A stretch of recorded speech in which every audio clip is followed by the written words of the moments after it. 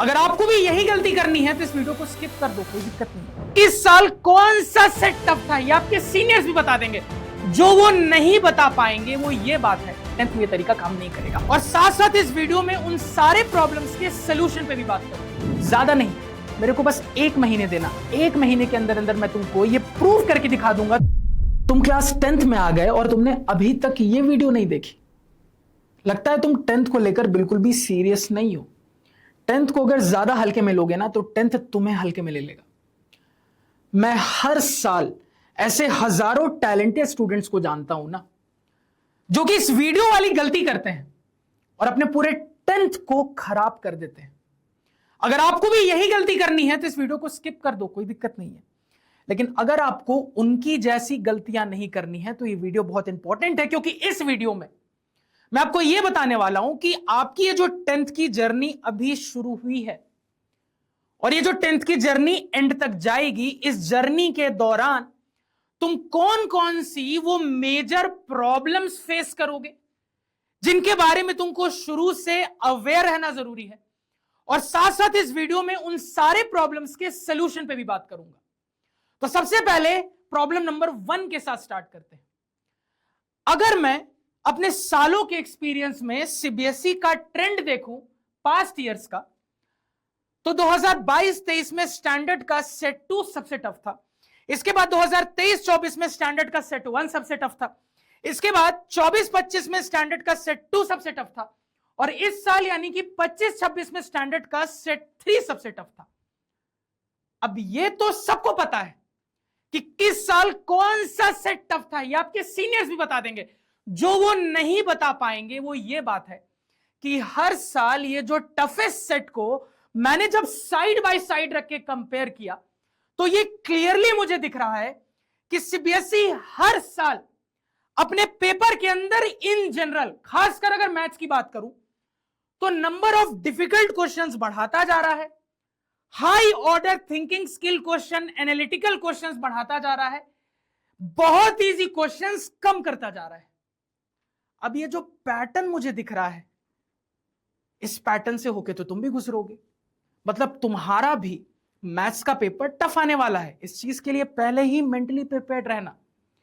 तो प्रॉब्लम तो तुमको पता चल गई। अब इसका सोल्यूशन क्या है? देखो, तुम क्या करते हो ना, 10th में आते ही अपना फेवरेट टीचर चुनते हो और उसी के वन शॉट को बार बार देखते रहते हो और अपने नोट्स को पढ़ते रहते हो। अभी वन शॉट देखा, फिर उसी चैप्टर का वन शॉट 3 महीने बाद देखा, फिर 3 महीने बाद देखा और अपने नोट्स को बस रिवाइज करते गए, हल्की फुल्की प्रैक्टिस कर ली, दैट इज इट। यहीं पे गड़बड़ होती है। ये जो सीबीएसई का पैटर्न है, ये पता है क्या इंडिकेट कर रहा है? ये आपको इनडायरेक्टली बताना चाह रहा है कि तू वन शॉट में कम टाइम वेस्ट कर, प्रैक्टिस सेशन में ज्यादा टाइम दे। ये बस याद रखना है कि एक बार शुरू में अभी अपने कुछ फेवरेट टीचर के वन शॉट्स देखो, एक चैप्टर के, आपको उसमें से एक फेवरेट सेलेक्ट हो जाएगा या 2 फेवरेट सेलेक्ट हो जाएंगे। उन्हीं के वन शॉट्स बस देखो और सिर्फ एक बार देख के नोट्स बनाओ। उसके बाद आपको धुआंधार तरीके से बस करनी है प्रैक्टिस, और उसमें भी इजी क्वेश्चंस की प्रैक्टिस नहीं जो कि ज्यादातर टीचर करवाते हैं। आपको यूट्यूब पे उन चुनिंदा टीचर्स को पकड़ना है जो कि मीडियम टू हार्ड लेवल के क्वेश्चंस की प्रैक्टिस कराते हैं, क्योंकि इजी लेवल के क्वेश्चन करने में खुशी बहुत मिलती है लेकिन फल नहीं मिलता, याद रखना। अब तुमको खुशी चाहिए या फल चाहिए लास्ट में, ये बहुत इंपॉर्टेंट है। अगर फल चाहिए, अच्छे मार्क्स चाहिए मैथ के पेपर में, तो मीडियोकर टू हार्ड लेवल के क्वेश्चंस की प्रैक्टिस कराने वाले टीचर्स आपके लिए इंपॉर्टेंट हो जाएंगे। तो याद रखना, वन शॉट में कम टाइम देना है, अच्छे लेवल की क्वेश्चन प्रैक्टिस में ज्यादा टाइम देना है। बहुत अच्छे अच्छे अमेजिंग टीचर्स, उनमें से एक मैं भी हूं। या तो मुझे या किसी इसी टाइप के टीचर को पकड़ लो और धुआंधार तरीके से उनके प्रैक्टिस सेशंस को अटेंड करो। अब आते हैं प्रॉब्लम नंबर 2 पे। तो इंडिया के मैक्सिमम स्कूल्स की एक बहुत बड़ी प्रॉब्लम है, और वो प्रॉब्लम ये है कि क्लास 10th जैसे इंपॉर्टेंट टाइम पे भी आपको स्कूल में सारे सब्जेक्ट्स के, सारे तो मैंने ज्यादा बोल दिए, किसी भी सब्जेक्ट के अच्छे टीचर जल्दी मिल ही नहीं पाते। बहुत कम ऐसे लकी स्कूल्स होते हैं जहां पे क्लास 10th के अंदर आपको अच्छे टीचर्स मुहैया कराए जाते हैं।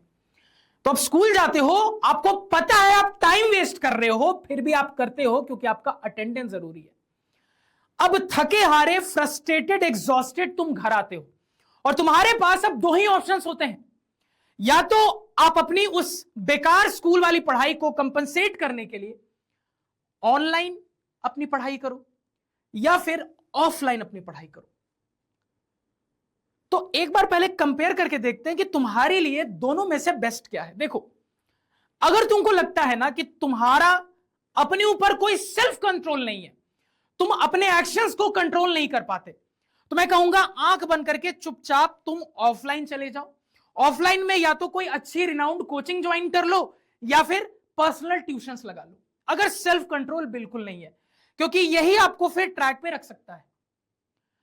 लेकिन अगर आपको लगता है कि नहीं सर, मैं सेल्फ कंट्रोल कर सकता हूं, सेल्फ कंट्रोल में थोड़ा टाइम जरूर जाएगा लेकिन सेल्फ कंट्रोल में अल्टीमेटली कर सकता हूं, तो मेरा सजेशन रहेगा ऑनलाइन इज बेटर। क्योंकि देखो, अल्टीमेटली इस बात की मैं श्योरिटी दूंगा कि इसके कंपैरिजन में ये वे चीपर होगा। ऑनलाइन पढ़ने का सबसे बड़ा फायदा ये है ना कि आपको अपने जेब से पैसे बहुत कम खर्च करने हैं। हर जगह ये डिस्कशन चलता रहता है कि education is getting costlier day by day बहुत महंगी हो रही है एजुकेशन। लेकिन मुझे ऐसा लगता है कि जिसने ऑनलाइन पढ़ना सीख लिया ना, वो ये रियलाइज करेगा कि एजुकेशन अभी भी बहुत सस्ती और आगे भी सस्ती रहेगी। तो अगर थोड़ा सा सेल्फ कंट्रोल है तो मेरा सजेशन रहेगा कि rather than going offline and spending so much money, आप उसके 1/10 प्राइस में, लिटरली 1/10 प्राइस में बहुत आसानी से इंडिया के बेस्ट टीचर से ऑनलाइन पढ़ सकते हो। अब मैं दोनों चीजें कंपेयर करके बताऊंगा, अपनी मर्जी के हिसाब से चुन लेना। लेट्स से तुम अभी भी ऑफलाइन ही डिसाइड करते हो, तो हमेशा याद रखना, कोचिंग जाओगे तो किसी ऐसे रिनाउंड कोचिंग में जाना जहां पे अपने टीचर से डाउट क्लियर कर पाओ, और अगर ट्यूशन करोगे तो ऐसा ट्यूशन टीचर चुनना जिनका एक्सपीरियंस बहुत ज्यादा हो इस फील्ड में। अगर ऑनलाइन पढ़ने जाते हो तो भैया क्लास 10th में तुमको भर भर के चैनल्स दिखेंगे। अब मुद्दा है किस चैनल से पढ़ना है। तो दो चीजें तुम्हारे दिमाग में चलनी चाहिए, या तो एक्सपीरियंस चैनल को पकड़ो और आंख बंद करके भरोसा करो, या तो ऐसे चैनल को पकड़ो जिसपे टीचर्स एक्सपीरियंस्ड हो, जिन टीचर्स के पास 5 साल या उससे ज्यादा का एक्सपीरियंस हो, जैसे आपके प्रिंस सेंसेई का है। तो ये दोनों में से किसी एक चॉइस को आपको करके चलना है, ये बहुत इंपॉर्टेंट है, और एकदम आंख बंद करके भरोसा करते हुए आपको आगे बढ़ना है। क्योंकि आप अगर 10 चैनल के पीछे लगे रहोगे ना तो आपका हो कुछ नहीं पाएगा, ये बहुत जरूरी है। एक को पकड़ो और ब्लाइंडली उसको फॉलो करो। तो ये प्रॉब्लम नंबर 2, किस केस में सोल्यूशन आएगा और आपके लिए क्या बेस्ट सोल्यूशन रहेगा, ये भी मैंने डिस्कस कर दिया। अब आते हैं प्रॉब्लम नंबर 3 पे। अगर हम ऑनलाइन पढ़ने जाते हैं जो कि ऑफलाइन के कंपैरिजन में वे चीपर है, तो सर अब प्रॉब्लम ये होती है कि या तो हम फ्री लेक्चर से यूट्यूब से पढ़ सकते हैं, या तो सर हर अच्छे प्लेटफॉर्म के कुछ पेड बैचेस होते हैं उनके थ्रू पढ़ सकते हैं, जो कि अगेन बहुत चीपर होते हैं। तो सर दोनों में से क्या अच्छा है? दोनों अच्छे हैं। मैं हर साल ऐसे हजारों स्टूडेंट्स को जानता हूं जो कि बहुत डेडिकेशन और शिद्दत के साथ यूट्यूब के फ्री लेक्चर से भी पढ़ के मैथ्स में 100 में 100 लाए हैं, और मैं ऐसे अगेन हजारों स्टूडेंट्स, लाखों स्टूडेंट्स को जानता हूं जो रिप्यूटेड बैचेस से पढ़ के, पेड बैचेस से भी पढ़ के मैथ्स में 100 में 100 और बाकी सब्जेक्ट्स में भी 100 में 100 लाए।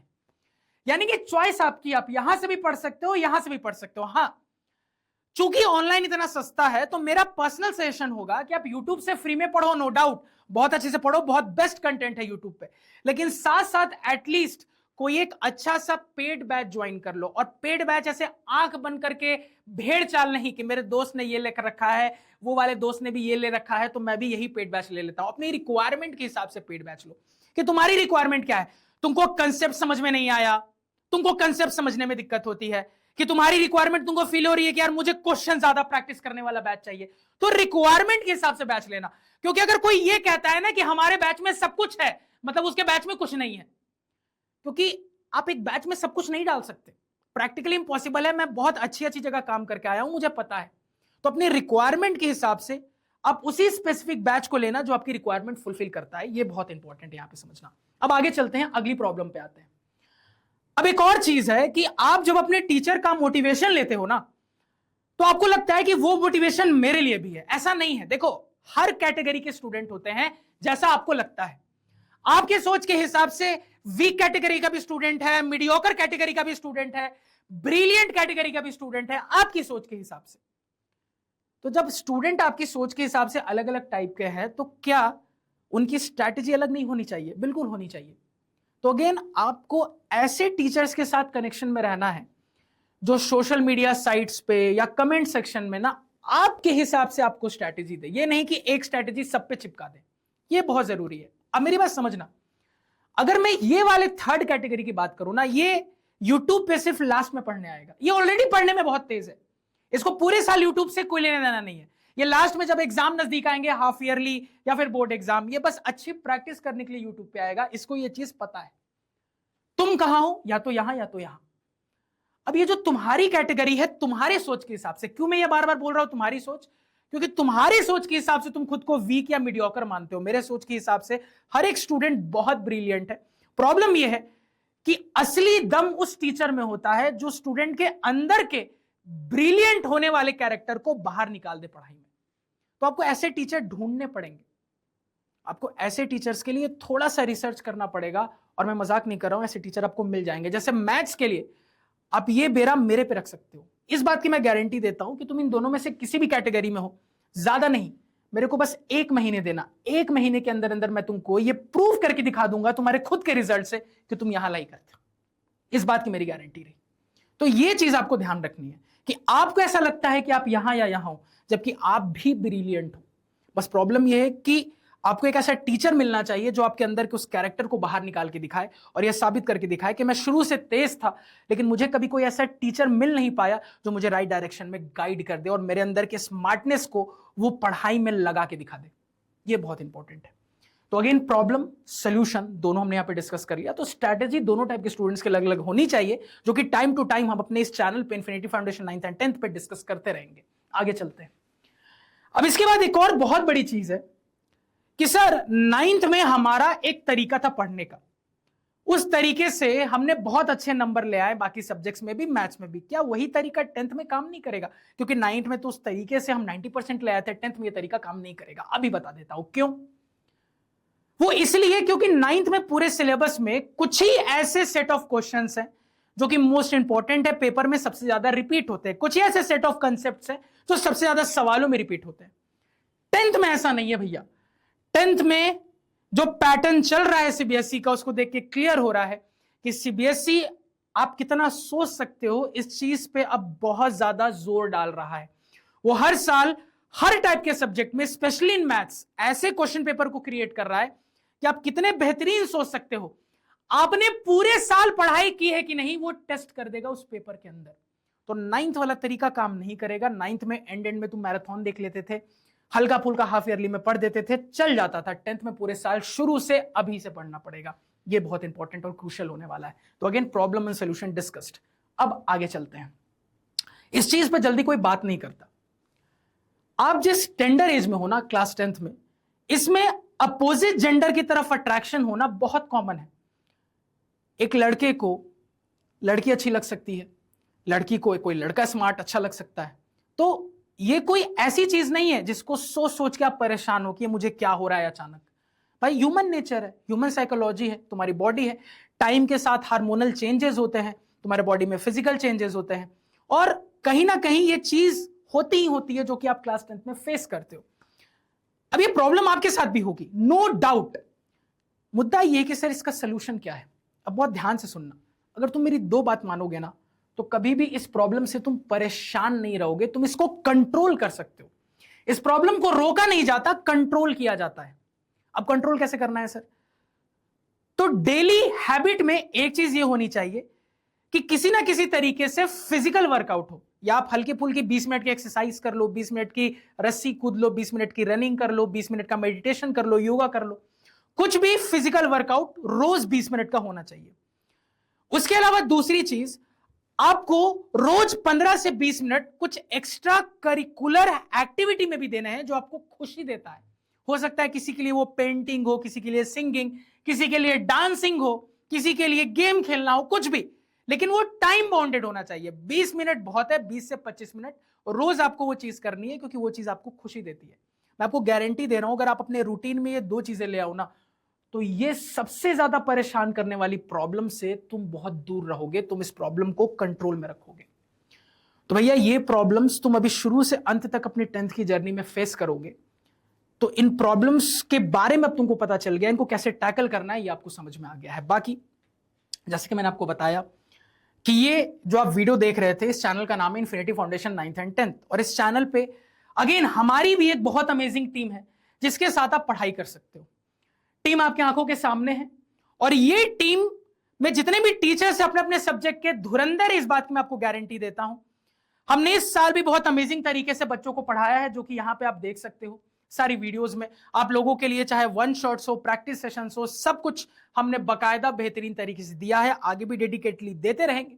मेरा हमेशा से लाइफ में यह मानना है कि अगर आप मौका नहीं दोगे तो कई बार आप बहुत अच्छी चीजों को मिस कर दोगे। मैंने बोला ना, भेड़ चाल एक ऐसी चीज है ना जिसमें बहुत सारे बच्चे फंस जाते हैं। तो आपको मौका देना पड़ेगा, एक बार ट्राई करो, चैनल पे आओ, चैनल पे आप हमारे वीडियो सेक्शन से वीडियोस को देखो, आपको बहुत अमेजिंग वीडियोस मिलेंगी। आप हमारे चैनल के वन शॉट्स को देखो, प्रैक्टिस सेशंस को देखो, आपको पता चलेगा कि हाँ सर, बहुत अमेजिंग कंटेंट यहां पे है जिसके थ्रू हम पढ़ाई कर सकते हैं। तो चैनल को जरूर से सब्सक्राइब करिएगा और चैनल के वीडियोस को फॉलो करिए। और अगेन लास्ट में मैं ये कहना चाहूंगा कि जरूरी नहीं आप मुझे ही फॉलो करो, लेकिन बस जिस भी चैनल को फॉलो करना, ये 6 प्रॉब्लम्स दिमाग में रखते हुए डिसाइड करके करना, क्योंकि मैं चाहता हूं कि आप किसी के भी स्टूडेंट बनो, अल्टीमेटली आप मेरे स्टूडेंट कहीं ना कहीं रहोगे और आप बोर्ड एग्जाम में बेस्ट करो, यही हमेशा मेरी कामना रहेगी। बाकी अगली किस प्रॉब्लम पे वीडियो बनानी है कमेंट सेक्शन में जरूर बताना।